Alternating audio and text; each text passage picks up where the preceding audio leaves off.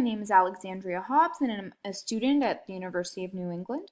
I've completed an occupational health analysis of an office that is located on the Portland campus in Maine of the University of New England. It currently houses about 60 full-time employees, 60% which are male, 40% which are female.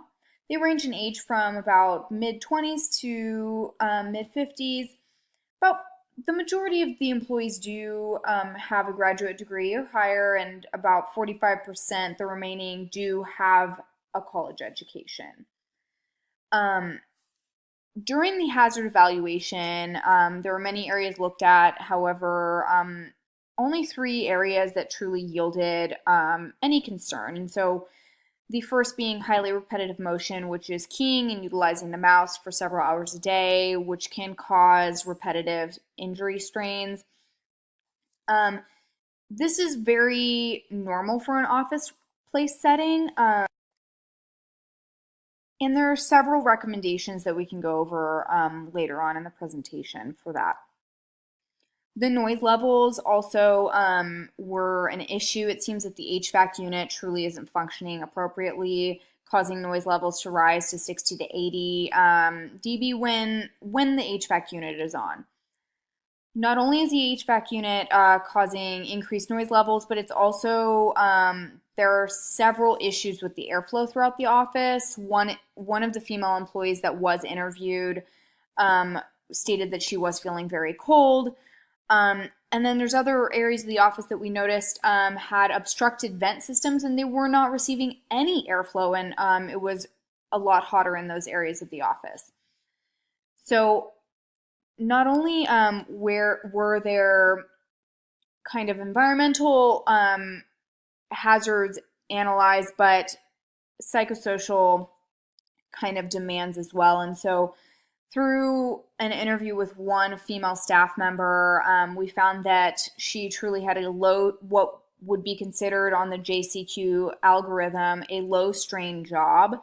This means that there's low psychological demands, which include how hard do I have to work? Is there enough time to get the work done that's being assigned, as well as high decision latitude, which truly means that she feels that she has the power to make her own decisions and she has a say about her job. And so this is very beneficial to an office setting because it does encourage good health for the staff. High strain jobs being high psychological demand and low decision latitude truly can lead to risk for chronic health issues such as coronary heart disease. So plans for repetitive motion strains due to excessive keying and mousing. So currently the office setting is utilizing a PPE consisting of motion sensors that alert employees of potential strain. This truly encourages and reminds employees about the potential strains they may be experiencing while working at their desk. Further analysis truly is one of the recommendations that I'm having, utilizing the motion analysis system that UNE has in one of their lab settings. Other recommendations include administrative controls, offering more breaks for walking, stretching, and potentially an ergonomic and activity assessment of the work environment for each employee so that they can manage their desk and their work environment individually. The goal truly is to reduce those repetitive motion strains.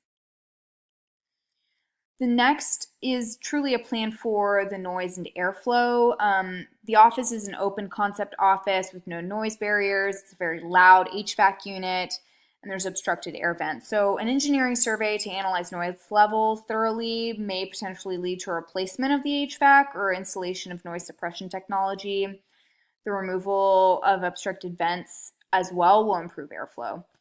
The goal here is to reduce noise and improve airflow for a more consistent working environment.